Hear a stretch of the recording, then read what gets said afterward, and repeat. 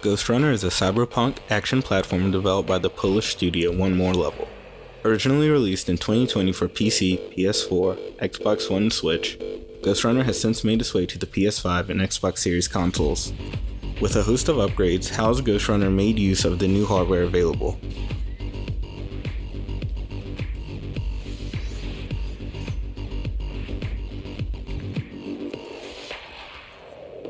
Ghostrunner features 3 gameplay modes: a timed mode called Kill Run, which limits the amount of time available to complete the level, an arena mode called Wave Mode, which lets you battle against increasingly difficult waves of enemies, and finally the Story Mode. Ghostrunner's Story Mode has you play as Jack, the last remaining Ghostrunner, a human-machine hybrid that served as an arbiter of peace. After failing to prevent a coup by Keymaster Mara, you were dropped to the bottom of Dharma City and left for dead. Who are you? You can call me Architect.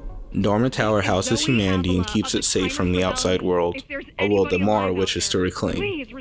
After being rebuilt by a rebellion force known as the Climbers, you awake to a voice known as the Architect. Together with the Architect's knowledge and the last remaining climber, Zoe Avila, you'll fight your way up the vertical city in order to put an end to Mara's reign. A single, desperate survivor is no asset. While there is certainly more to the story than what is first presented, the overall plot is quite predictable. Ghostrunner is presented with a cyberpunk motif that encompasses the whole campaign. It's something that truly shows its splendor during the levels that take place in the city sections. So this is the city. Wow. Like we've seen with many current-gen titles, Ghostrunner features a performance mode and a visual focus mode. If you opt for the performance mode, you'll be able to play it at 120 frames per second, and of course take a hit to the resolution in order to make that stable, while the visual mode runs at 4K 60 frames per second and allows for ray tracing.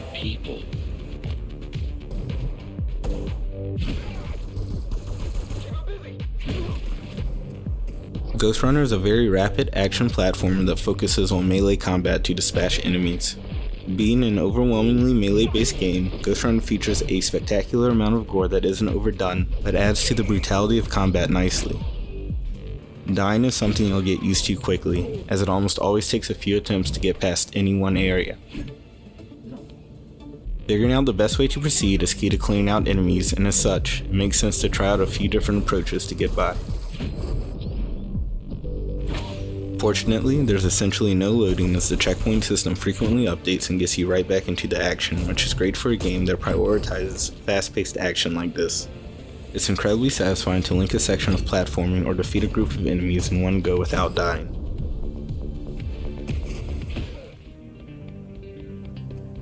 The gameplay is a great mix of arcade-oriented action and platforming, and that shows even more so upon completing a level. You'll get to see leaderboards that show the best time for completing the level as well as your death count. Throughout the levels you can find collectibles, such as different sword skins, as well as artifacts and audio logs that give a greater insight into the world of Ghostrunner. Personally, I feel that the story itself could have been more fleshed out in order to spark engagement with these collectibles, so I could have been more immersed and actively seeking them out during my playthrough. Doesn't know. A fun exercise in social engineering. Oh well. As you play through Ghostrunner, you unlock upgrades. These come in the form of modules.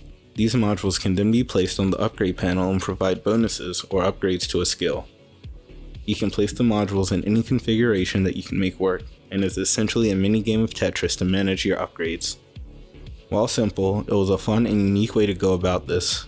Unfortunately, these come from completing areas in the Cyber Void. The Cyber Void sections completely destroy the flow of the game and are by far my least favorite aspect of Ghostrunner. When in the Cyber Void, you have to solve puzzles. These feel very out of place and drain quite a bit of the momentum of the game. The puzzles are time consuming and void of fun, and ultimately stand at odds with the main portions of gameplay. Practice and we're done.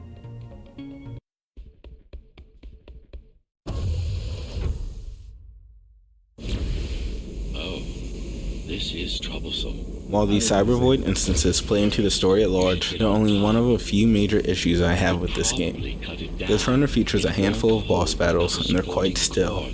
The first boss is mainly a test of your platforming skills, while the later boss battles are quite easy and one-dimensional. Additionally, some of the platforming is quite odd. I've experienced my character running to jump into a wall run on one side, and for whatever reason, Jack will decide to jump to the opposite side of the wall's location, causing me to fall to my demise. I've noted other instances of Jack not being able to grab onto a rail despite certainly being within its proximity, as well as other platforming irregularities. On top of this, Ghostrunner has crashed numerous times throughout my playthrough, seemingly due to moving too quickly despite utilizing the abilities available to Jack.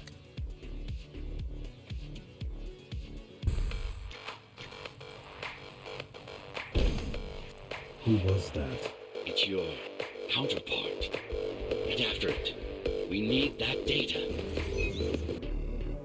Overall, Ghostrunner is undoubtedly a fun and fast-paced action game, with some of the most rewarding experiences when everything lines up. Unfortunately, the game's rather lackluster storyline and inconsistent platforming keep this game from being an excellent title. If you like this video, consider subscribing and checking back weekly for more content just like this. Of course, the upper levels had certain privileges.